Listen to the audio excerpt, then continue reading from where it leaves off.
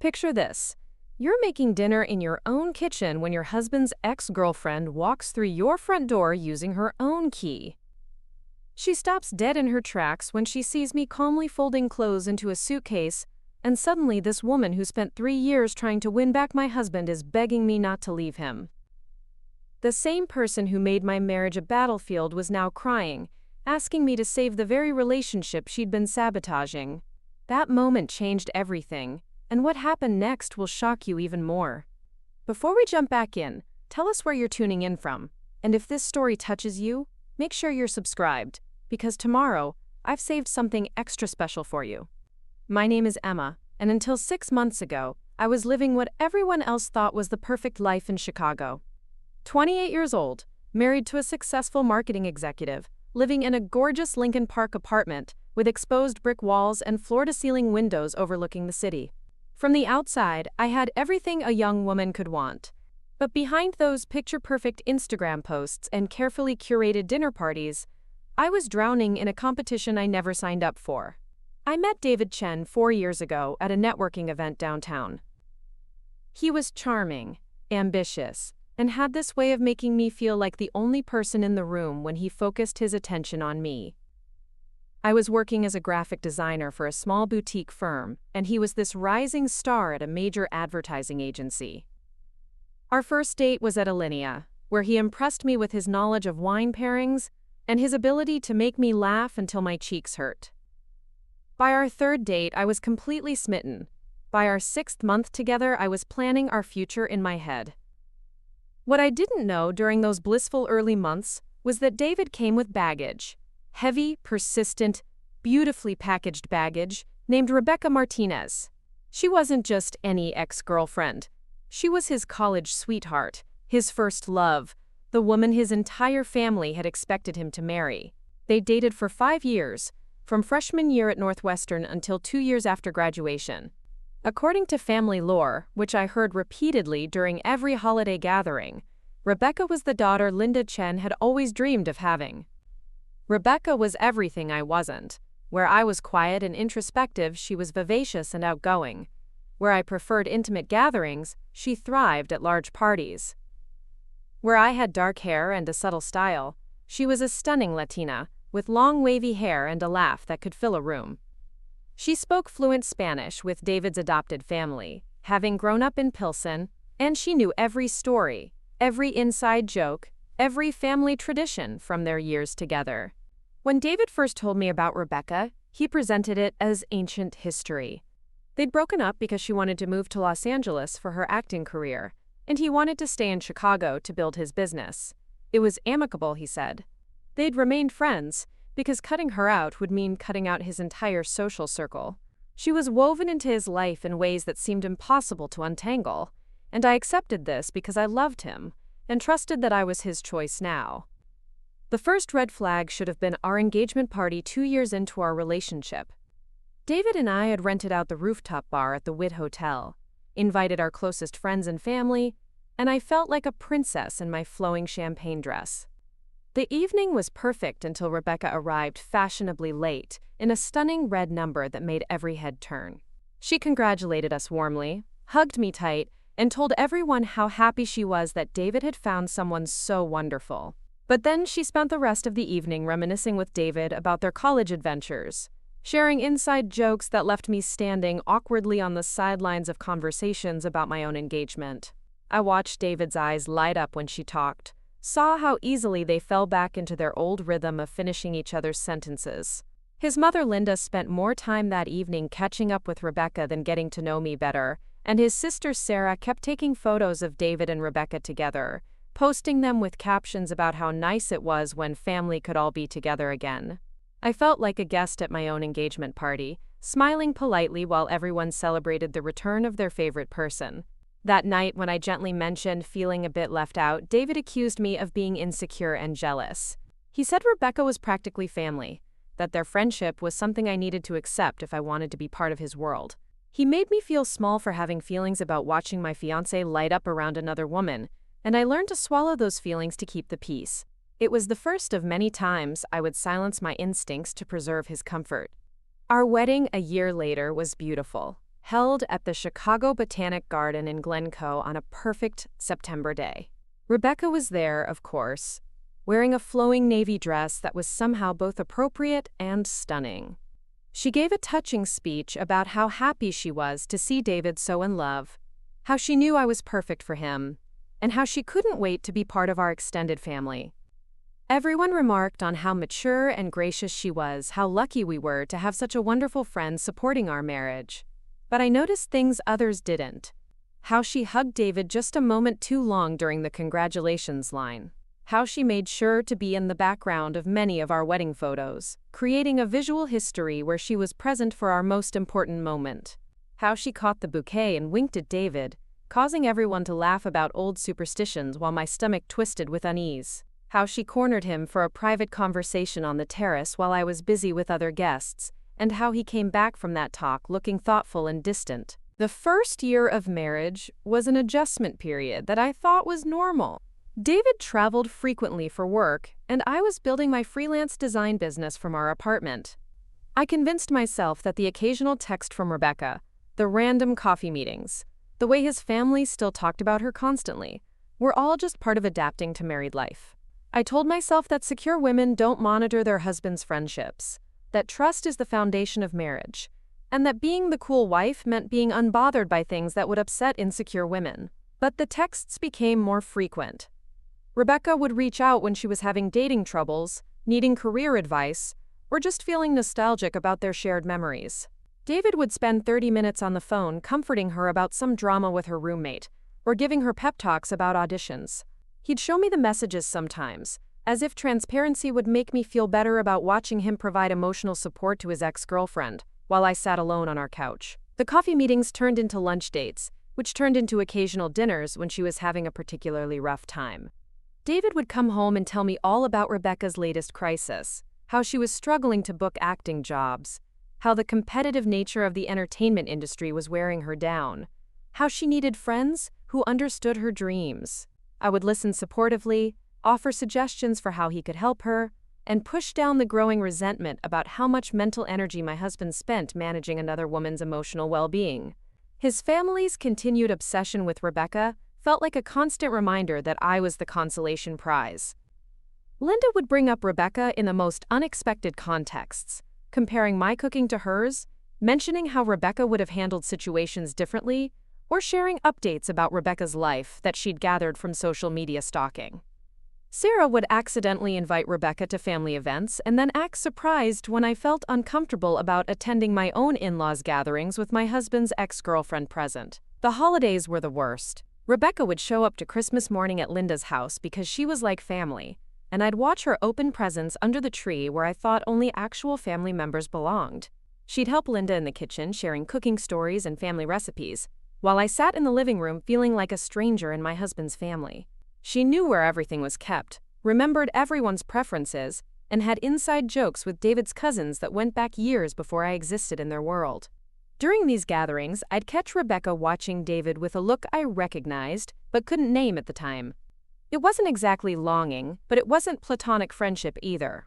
It was possession. The look of someone who considered David hers in some fundamental way that had nothing to do with their current relationship status. She'd touch his arm when she laughed at his jokes, sit close enough to him during family photos that they looked like a couple, and position herself as his primary conversation partner at dinner tables where I should have been his focus. I started to feel like I was living in someone else's life, playing a role that Rebecca had vacated but never really given up.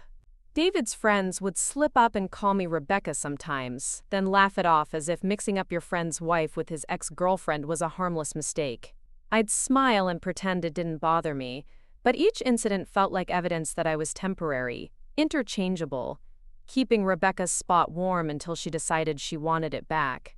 The worst part was how David responded when I tried to express my discomfort. He'd listen patiently to my concerns, acknowledge that I had valid feelings, and then explain why maintaining his friendship with Rebecca was non-negotiable. She was going through a hard time, he'd say. She needed support from people who cared about her. Cutting her off would be cruel and unnecessary, especially since their romantic relationship was definitively over. He'd remind me that he chose to marry me, that I was being irrational, and that secure couples don't try to control each other's friendships. I wanted to be the understanding wife, the woman who was confident enough in her marriage to handle her husband having a close friendship with his ex. I wanted to believe that love was enough, that David's commitment to me was stronger than whatever history he shared with Rebecca. I wanted to trust that the foundation we'd built together was solid enough to withstand the presence of someone who knew him before I existed.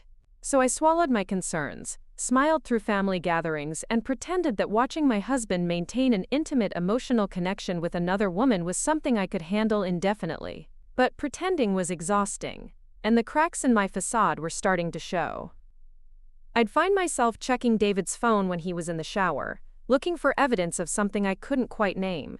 I'd analyze every interaction between him and Rebecca at social events, searching for signs that their connection was crossing lines I couldn't articulate. I'd lie awake at night wondering if I was crazy for feeling threatened by a friendship, or if my instincts were trying to warn me about something everyone else was determined to ignore. The constant low-level anxiety was affecting every aspect of my life. I'd lose focus during client meetings, distracted by wondering what David and Rebecca were talking about during their lunch dates. I'd decline social invitations because I couldn't handle another evening of watching her effortlessly command his attention while I smiled supportively from the sidelines.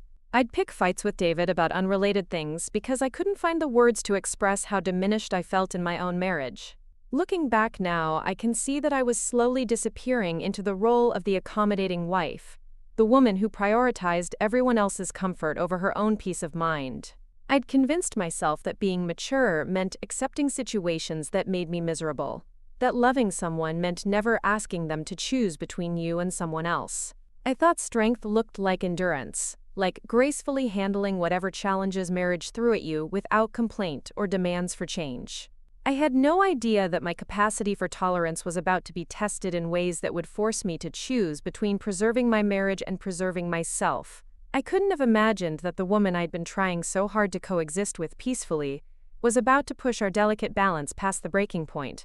And I never could have predicted that when I finally stopped fighting for my place in David's life, everyone who'd been rooting against me would suddenly realize they'd been rooting for the wrong outcome all along. That realization was still months away, hidden behind a series of escalating boundary violations that would teach me the difference between choosing love and choosing self-respect.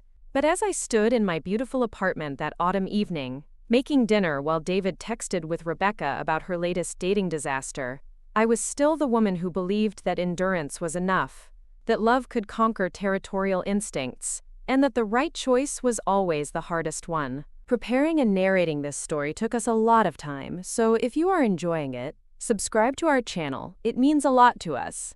Now back to the story. I was about to learn how wrong I was about all of those things. The second year of my marriage began with what I now recognize as a systematic campaign to reclaim territory. Rebecca had been accepted to a local acting conservatory in downtown Chicago, which meant she was no longer pursuing her Los Angeles dreams. This development was celebrated by David's family as if their prodigal daughter was finally coming home. Linda threw a dinner party to commemorate Rebecca's decision to stay in Chicago, complete with her famous tres leches cake and a toast about how wonderful it was that she wouldn't be moving away from everyone who loved her. I sat at that dinner table, clapping politely while my mother-in-law celebrated another woman's choice to remain geographically close to my husband. The irony wasn't lost on me that Linda had never thrown a party to celebrate my presence in their family, but Rebecca's decision to stay in the same city warranted a full celebration with extended family and close friends. David squeezed my hand under the table, probably sensing my discomfort, but he also raised his glass enthusiastically when Linda proposed the toast about Rebecca being where she belonged. With Rebecca now permanently local, the casual coffee dates became regular weekly meetups. David would mention over breakfast that he was having lunch with Rebecca to discuss her new classes, or that they were meeting for drinks after work because she needed advice about her scene partner. These weren't secretive meetings, and David was always transparent about them, which somehow made me feel worse about my growing resentment. How could I object to something he was being completely open about? How could I ask him to limit contact with someone who was supposedly just a friend, seeking guidance during a transitional period in her life? The frequency of their communication increased dramatically once she started classes. Rebecca would text David photos of her scripts, asking for his input on character motivations and scene interpretations. She'd call him during my favorite TV shows, needing to talk through her anxiety about upcoming performances. She'd send voice messages while I was trying to have intimate conversations with my husband, and David would always listen to them immediately, sometimes pausing our discussions to respond to whatever crisis or excitement she was sharing. I started to feel like I was competing with an emergency contact. Every plan David and I made seemed tentative, subject to change if Rebecca needed something urgent. We'd be getting ready for date night when she'd call crying about a bad day in class, and David would spend 20 minutes comforting her while I sat fully dressed and waiting. We'd be having romantic dinners at home when she'd text him photos of her latest headshots, asking for honest feedback about which ones captured her essence best. We'd be cuddling on the couch watching movies when she'd send him articles about the theater scene in Chicago, wanting to discuss opportunities and connections. What made it worse was how David framed my growing frustration as a character flaw. When I mentioned feeling like his attention was constantly divided, he'd remind me that supporting friends through major life transitions was what good people did. When I pointed out that Rebecca seemed to need an unusual amount of reassurance and advice, he'd explain that the acting world was particularly brutal and isolating, and that she didn't have family support for her artistic pursuits the way some people did. When I suggested that maybe she should find a mentor or therapist to help her navigate her career anxiety, he'd look at me with disappointment and ask when I'd become so unsympathetic to other people's struggles. The guilt was suffocating. David had a way of making me feel selfish for wanting exclusive access to my own husband's emotional energy. He'd point out that I had friends I talked to regularly, conveniently ignoring the fact that my friendships didn't involve daily contact with men I'd been intimately involved with for years. He'd remind me that healthy relationships required trust and independence, as if my discomfort with his ex-girlfriend's constant presence was evidence of codependency rather than reasonable boundaries. Rebecca seemed to sense my growing unease and responded by doubling down on her pursuit of closeness with David. She started inviting him to her acting showcases, performances where she'd specifically request his feedback on her artistic development. She'd ask him to run lines with her over video calls, creating a legitimate reason for them to spend hours together practicing intimate scenes and emotional monologues. She'd seek his advice on everything from audition outfits to apartment hunting, treating him like a combination career counselor, best friend, and emotional support system. The apartment hunting was particularly difficult for me to watch. Rebecca's lease was ending, and she spent weeks discussing potential neighborhoods with David, asking him to tour places with her, because she valued his opinion on everything from commute times to neighborhood safety. They'd spend Saturday afternoons visiting open houses together while I worked on freelance projects at home, and David would come back with detailed reports about Rebecca's housing search, as if I was equally invested in where his ex-girlfriend chose to live. When Rebecca finally found a place in Wicker Park, just 2 neighborhoods away from our Lincoln Park apartment, David was as excited as if he'd been apartment hunting for himself. He helped her move, enlisted his brother Mike to provide a truck, and spent an entire weekend setting up her new space while I stayed home, feeling like the unsupportive wife who couldn't even fake enthusiasm for her husband's friendship. Linda sent Rebecca a housewarming gift basket and organized a dinner party to celebrate her new beginning, once again treating Rebecca's life milestones as family occasions. The proximity of Rebecca's new apartment meant even more spontaneous contact. She'd text David when she was grocery shopping near our neighborhood, suggesting they grab coffee while she was in the area. She'd invite herself over when she was walking by our building, always at moments when David happened to be home alone. She'd call him when she was having problems with her new landlord, her neighbors, or her building's maintenance issues, treating him like a local resource guide and problem-solving consultant. I started to feel like a stranger in my own marriage. David would come home with stories about Rebecca's latest adventures, updates on her classes, and detailed reports about her social life and dating prospects. He'd show me photos she'd sent him from her new apartment, proud of how she'd decorated her space and grateful for his help in choosing furniture. He'd repeat funny things she'd said, interesting observations she'd made about their shared experiences, and thoughtful questions she'd asked about his work and aspirations. Meanwhile, David seemed less interested in my daily experiences, my creative projects, and my own friendships and professional development. Our conversations became dominated by Rebecca's presence, either directly through his updates about her life or indirectly through my attempts to express discomfort with the dynamic. I felt like I was losing my husband's attention to someone who had become the most interesting and important person in his world, while simultaneously being made to feel guilty for noticing that shift. The social media aspect of their friendship added another layer of complexity to my discomfort. Rebecca would tag David in photos from her acting events, her new neighborhood explorations, and her general life adventures. She'd comment on his posts with inside jokes and references that excluded me from understanding the context.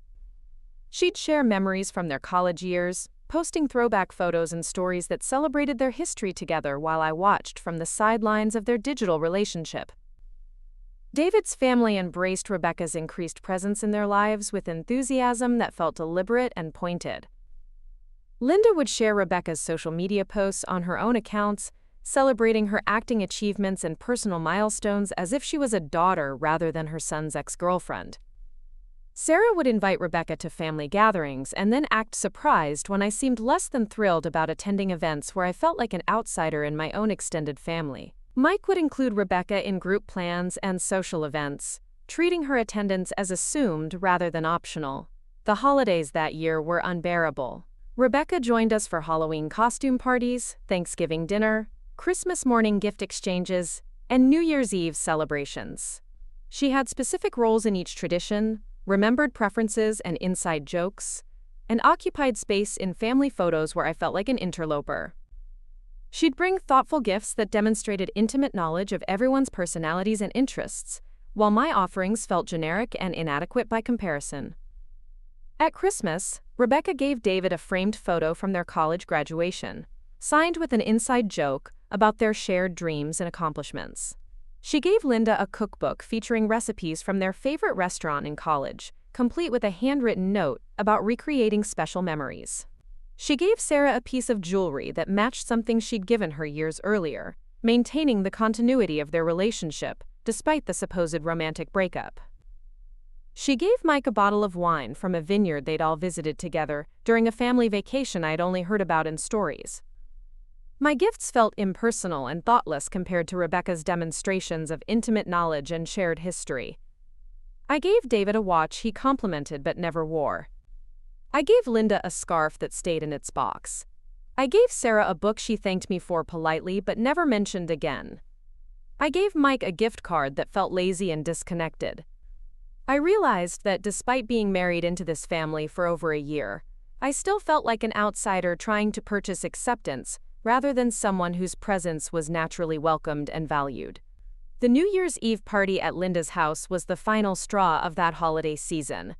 Rebecca wore a stunning gold dress that photographed beautifully and made her the center of attention throughout the evening. She danced with David during the midnight countdown while I was in the bathroom, and I returned to find them embracing as 2024 became 2025, surrounded by family members who were capturing the moment with their phones as if it was romantic rather than inappropriate. When I mentioned feeling uncomfortable about missing the midnight moment with my own husband, David accused me of being possessive and dramatic. He said the countdown was just a moment, that dancing with friends during celebrations was normal, and that my jealousy was becoming a problem that affected his ability to enjoy time with his family. He made me feel like the villain for wanting to kiss my husband at midnight instead of watching him embrace his ex-girlfriend, while everyone celebrated their connection. That night, lying in bed while David slept peacefully beside me, I realized that I was losing myself in a competition I'd never agreed to enter. I was becoming someone I didn't recognize, someone anxious and suspicious and resentful. I was spending more energy managing my feelings about Rebecca than I was investing in my own happiness, my own friendships, my own creative and professional development. I was shrinking into the role of the jealous wife, the insecure woman, the problem that everyone had to manage carefully to keep peace in the family. But I still believed that endurance was the answer. I still thought that if I could just be patient enough, understanding enough, mature enough, the situation would resolve itself naturally. I still held on to the hope that David would eventually recognize the emotional burden his friendship with Rebecca was placing on our marriage, and that he'd choose to modify their dynamic without me having to demand changes that would make me look controlling and unreasonable. I had no idea that things were about to get much worse before they got better. I couldn't have imagined that Rebecca's presence in our lives was about to escalate from irritating to devastating, or that the tolerance I'd been practicing so diligently was about to be tested in ways that would force me to choose between preserving my marriage and preserving my sanity. Spring arrived in Chicago with its usual promise of renewal, but instead of feeling hopeful, I found myself dreading the warmer weather. Longer days meant more opportunities for David and Rebecca to spend time together.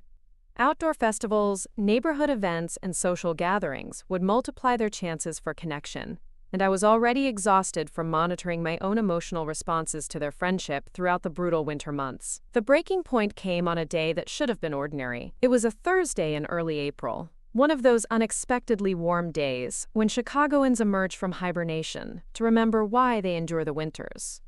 I was working from our apartment, designing a logo for a new restaurant in Logan Square, when David called me around 11 in the morning with news that would unravel everything I thought I knew about my place in his life. His voice was excited, almost breathless, as he told me about an incredible opportunity that had just presented itself. One of his biggest clients, a luxury hotel chain, was hosting an exclusive retreat in Napa Valley for their top marketing partners and creative collaborators. The retreat was happening that weekend, completely last minute because another agency had dropped out due to internal restructuring. David's firm was being invited to send a small team to participate in strategy sessions, wine tastings, and networking events that could secure major contracts for the next year. The opportunity was huge for David's career, the kind of chance that could accelerate his path to partnership at his firm. I was genuinely excited for him, already mentally rearranging my weekend plans to accommodate his travel and thinking about how proud I was of his professional success. I was calculating whether I had any nice outfits that would work for vineyard events, assuming that spouses were included in the invitation, when David's next words stopped me cold. He was bringing Rebecca. The explanation came tumbling out in a rush of words that felt rehearsed, as if he'd been practicing this conversation in his head before calling me. The client had specifically requested creative input from someone with performance and presentation experience. Rebecca's acting background made her perfect for consulting on the hotel chain's upcoming theatrical marketing campaigns. Her availability was a stroke of luck since the retreat was happening on such short notice. Her presence would demonstrate David's ability to assemble diverse creative teams quickly and effectively. I sat in our living room, staring at the city skyline through our floor-to-ceiling windows, trying to process what I was hearing. My husband was telling me that he was taking his ex-girlfriend on a romantic weekend getaway to wine country, and he was framing it as a professional necessity rather than a personal choice. He was asking me to celebrate his career opportunity while he excluded me from sharing in his success, and he was presenting Rebecca's involvement as inevitable rather than something he'd specifically arranged. The rational part of my mind understood that business trips sometimes required specific expertise, that opportunities arose suddenly in David's industry, and that professional relationships didn't always align neatly with personal preferences. But the emotional reality was devastating. I was listening to my husband plan a weekend away with another woman, in one of the most romantic destinations in America, for an event that sounded more like a luxury vacation than a working retreat. When I asked why spouses weren't invited, David explained that the retreat was structured as a working intensive, with early morning strategy sessions and late-night brainstorming meetings that wouldn't be appropriate for non-industry partners. When I suggested that my design background might be relevant to creative marketing discussions, he pointed out that the client had specifically requested performance expertise, not graphic design skills. When I mentioned feeling hurt about being excluded from such an important moment in his career, he accused me of trying to sabotage his professional advancement with my jealousy and insecurity. The conversation lasted almost an hour, with David growing increasingly impatient as I struggled to articulate my discomfort without sounding possessive and unreasonable. He reminded me that Rebecca was practically a colleague now, with her acting training providing legitimate professional value for this specific project. He pointed out that I'd encouraged him to include diverse perspectives in his work, and that my sudden objection to collaboration with Rebecca seemed hypocritical and controlling. By the end of the call, I felt like the villain for having concerns about my husband traveling to wine country with his ex-girlfriend. David had successfully reframed my emotional response as a career sabotage attempt, my request for inclusion as professional overreach, and my desire to understand the situation as invasive monitoring of his business decisions. I hung up feeling guilty for questioning an opportunity that could benefit his future, while simultaneously feeling abandoned and betrayed by the man who was supposed to prioritize our partnership above all other relationships. That afternoon, I tried to work on my design projects, but concentration was impossible. I kept imagining David and Rebecca flying to California together, sharing meals at vineyard restaurants, walking through rows of grapevines at sunset, staying in adjacent hotel rooms at a luxury resort. I pictured them collaborating on creative presentations, impressing clients with their combined expertise, celebrating professional victories with expensive wine and intimate conversation. The images were torture, but what hurt more was the realization that David had made this decision without consulting me, without considering my feelings, and without acknowledging that bringing his ex-girlfriend on a romantic getaway might be inappropriate regardless of the professional justification. He'd presented the situation as a fait accompli, something I needed to accept gracefully if I wanted to be supportive of his career ambitions.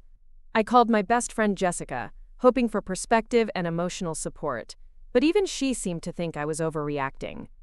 She pointed out that David was being transparent about the trip, that business travel often involved uncomfortable personal dynamics, and that successful marriages required trust in situations that felt threatening.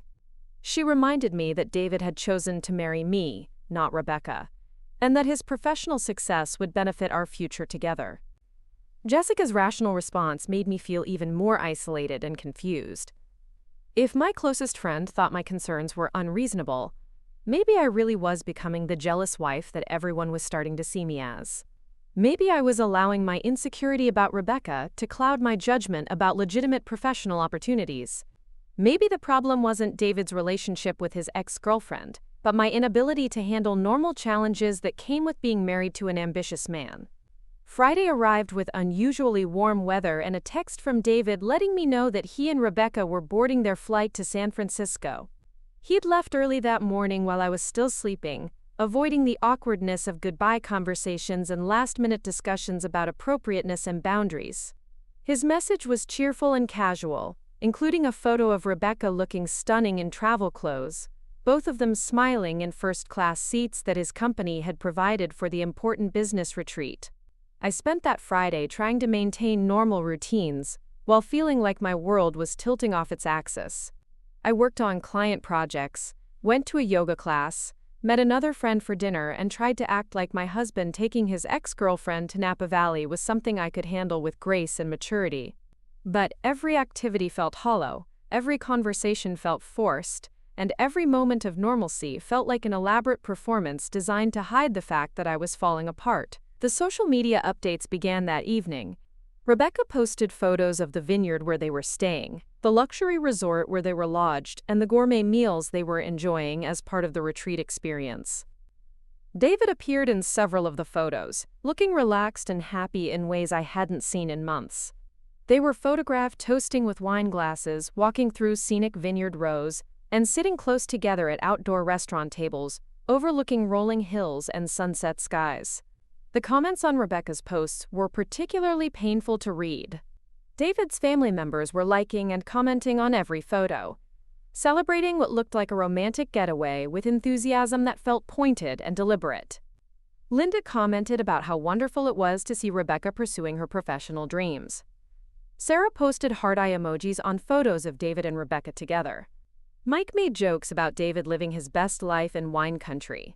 None of David's family members seemed to find anything inappropriate about the situation. No one commented on how the photos looked like vacation snapshots rather than business documentation. No one acknowledged that David was married to someone else who wasn't sharing in this beautiful experience.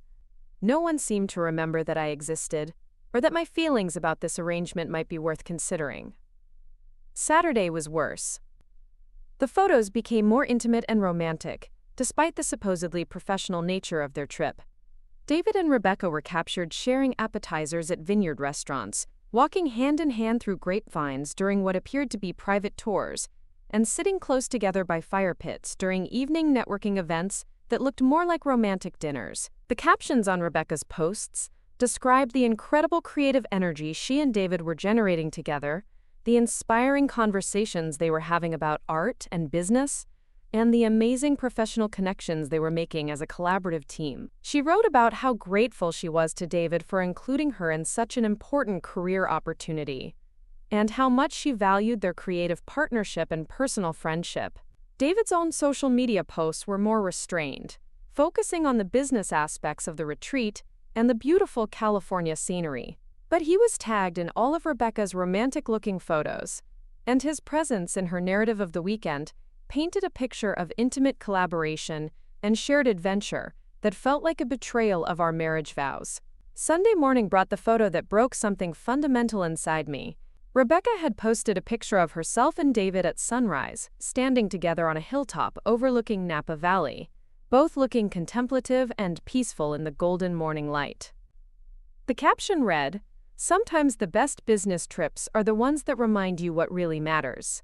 Grateful for partnerships that nourish the soul as well as the career." The photo was beautiful, artistic, and unmistakably romantic. They looked like a couple celebrating an anniversary, not colleagues attending a professional retreat. David's arm was around Rebecca's shoulders, her head was tilted toward his, and their body language suggested intimacy that went far beyond business collaboration. The sunrise setting, the scenic backdrop, and their comfortable physical closeness created an image that belonged in a wedding album, not a work portfolio. I stared at that photo for what felt like hours, trying to understand how my husband could participate in creating such an intimate moment with another woman while maintaining that their relationship was purely professional. I wondered if David realized how the photo appeared to others, or if he was deliberately sending a message about his priorities and preferences. I questioned whether I was overreacting to an innocent moment, or if my instincts were finally catching up to a reality that everyone else could see clearly. The comments on that sunrise photo were the final devastation. Linda wrote about how beautiful they looked together. Sarah posted about soulmate connections and creative partnerships. Several of David's college friends made comments about perfect couples and relationship goals. Even some of my own acquaintances, people who knew I was married to David, liked and commented on the photo as if it was perfectly normal for a married man to be photographed in romantic poses with his ex-girlfriend. When David returned home Sunday evening, I was sitting on our couch with a glass of wine, trying to prepare for a conversation I didn't know how to begin. He came through the door looking tanned, relaxed, and happier than I'd seen him in months. He was carrying gifts from the trip, a bottle of expensive wine for us to share, and stories about the incredible weekend he'd experienced with Rebecca in one of the most beautiful places in America. His enthusiasm was genuine and infectious as he described the vineyard tours, the creative brainstorming sessions, the networking opportunities, and the professional connections he'd made. He showed me photos on his phone, many of which featured Rebecca prominently, and talked about the successful presentations they'd given together. He was grateful for the opportunity, excited about potential future collaborations, and pleased with Rebecca's professional contributions to his career advancement. But he seemed completely oblivious to the emotional impact his weekend away had on me. He didn't acknowledge how the photos appeared to others, didn't recognize the inappropriate intimacy of their documented moments together, and didn't seem to understand why I might have spent the weekend feeling abandoned and humiliated. When I tried to express my hurt about being excluded from such an important moment in his career, he reminded me that spouses weren't invited to business retreats, and that my reaction was proof that bringing me would have been inappropriate and distracting. When I mentioned the romantic nature of the photos he'd participated in, he accused me of sexualizing normal friendship and professional collaboration. When I pointed out that his family's enthusiastic response to his weekend with Rebecca felt like a deliberate slight against our marriage, he said I was being paranoid and insecure. When I asked him to imagine how he'd feel if I'd spent a romantic weekend in wine country with my ex-boyfriend, he said the situations weren't comparable because Rebecca was practically family, and my hypothetical ex wasn't part of his social circle. That night, we went to bed without resolving anything. David fell asleep easily, probably exhausted from his weekend of professional success and personal adventure. I lay awake staring at the ceiling, realizing that something fundamental had shifted in our marriage. The weekend in Napa Valley wasn't just a business trip that happened to include his ex-girlfriend. It was a declaration of priorities, a demonstration of what David considered acceptable, and a preview of the kind of marriage I could expect if I continued to tolerate arrangements that made me feel invisible and unimportant. I was no longer willing to be the understanding wife who gracefully accepted her husband's intimate friendship with his ex-girlfriend. I was no longer capable of pretending that professional justifications made romantic-looking behavior appropriate. I was no longer able to ignore the growing evidence that David's family preferred Rebecca to me, and that David himself might prefer the version of himself that existed in her presence. Something had to change, but I had no idea that the change would come from an unexpected source, or that Rebecca herself was about to hand me the key to ending a competition I was finally ready to stop participating in. The morning I stopped caring changed everything, but not in the way I expected. I woke up that Tuesday and felt absolutely nothing when I heard Rebecca's voice in our kitchen, planning another day with David. The familiar knot in my stomach was gone, replaced by an odd sense of calm that felt almost foreign after months of constant anxiety. I walked into the kitchen where they sat close together over coffee, their heads bent over Rebecca's phone as they discussed some industry contact she'd met. They looked up and greeted me with their usual warm politeness, but I felt like I was watching actors in a play rather than experiencing my own life. I poured myself coffee, kissed David's cheek out of habit, and announced I'd be working late at a client's office all week. The lie came easily, because I needed space to think without the constant background noise of their relationship. I spent that week at coffee shops, libraries, and parks, working on my laptop while processing the strange emptiness where my jealousy used to live. For the first time in months, I wasn't checking David's location, monitoring his text, or calculating how much time he spent talking to Rebecca.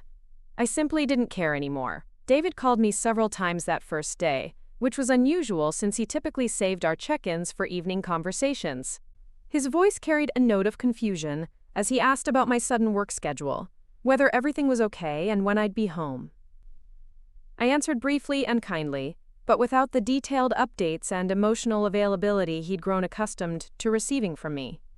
By Thursday, both David and Rebecca were calling me regularly. Rebecca wanted to know if I was upset about something, whether she'd done anything to offend me, and if there was tension she should be aware of. Her concern felt genuine but also desperate, as if my emotional withdrawal had disrupted something essential to her sense of security and validation.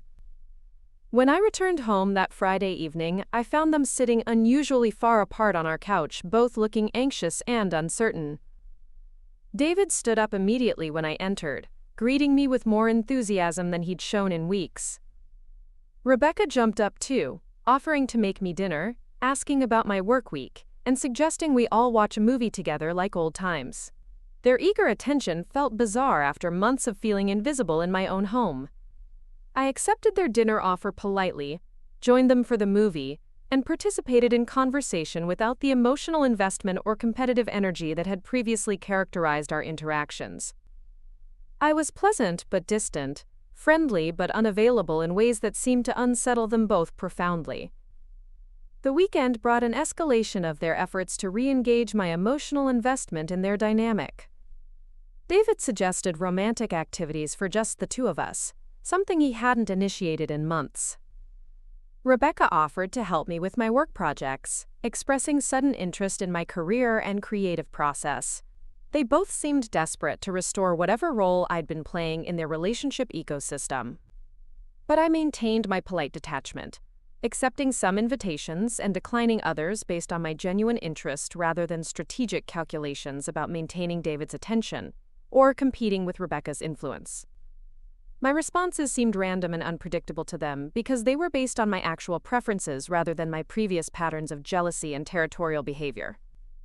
The breaking point came the following Tuesday when I overheard a phone conversation that revealed everything I needed to know about their true feelings and motivations. Rebecca was crying to someone, probably her sister, about how confused and scared she felt now that I'd become emotionally unavailable. She confessed that David's attention only felt meaningful when he was choosing her over me, that their connection felt hollow, without the excitement of forbidden intimacy and competitive victory. She admitted that she'd been more invested in winning David away from his wife than in actually building a future with him, and that my withdrawal had exposed the emptiness of their reunion fantasy. Most devastatingly, she revealed that David had been complaining about feeling bored and restless, without the drama and emotional intensity that my jealousy had brought to their interactions. He missed the excitement of managing competing demands for his attention, the validation of being fought over, and the sense of importance that came from being the center of a romantic triangle. I realized that both David and Rebecca had been using my emotional pain as entertainment, my suffering as proof of David's desirability, and my desperate competition as validation of their own worth and appeal. I hadn't been a participant in their relationship. I'd been the unwilling provider of the drama that made their connection feel significant and valuable. The clarity was instantaneous and liberating. I wasn't losing my husband to his ex-girlfriend because of some personal inadequacy or failure to compete effectively.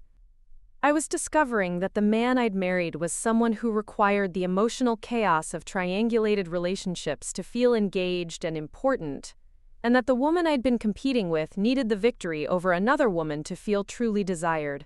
I packed my belongings that afternoon while they were both out, arranged for a moving truck, and left David a brief note explaining that I'd chosen to build a life where I was valued rather than used for entertainment. I didn't ask for explanations, apologies, or promises about behavior changes, because I'd learned everything I needed to know about their character and priorities. 6 months later, I learned through mutual friends that David and Rebecca had dated briefly after my departure but broke up within weeks, once they realized their connection had been sustained by the drama of competing loyalties rather than genuine compatibility. David had tried to recreate the excitement by pursuing other women while maintaining contact with Rebecca, but none of his attempts to rebuild triangulated dynamics had provided the same satisfaction. Rebecca had moved to Los Angeles for her acting career, and was apparently thriving without the emotional complications of competing for unavailable men. David was dating sporadically but seemed restless and dissatisfied, perhaps missing the validation that came from being the center of romantic conflict and competition. I felt no satisfaction in their failed reunion because I'd moved beyond caring about their choices and consequences. I was building a life with someone who chose me clearly and consistently, without requiring drama or competition to feel engaged in our relationship. The contrast taught me everything I needed to know about the difference between authentic love and the emotional entertainment I'd been providing unknowingly for years. The most beautiful aspect of my new life is the peace that comes from being with someone who doesn't need me to compete for his attention, doesn't require emotional chaos to feel interested in our partnership, and doesn't use my feelings as material for relationship drama. I learned that the right person will value your happiness rather than your willingness to suffer for their entertainment. Up next, you've got 2 more standout stories right on your screen. If this one hit the mark, you won't want to pass these up. Just click and check them out.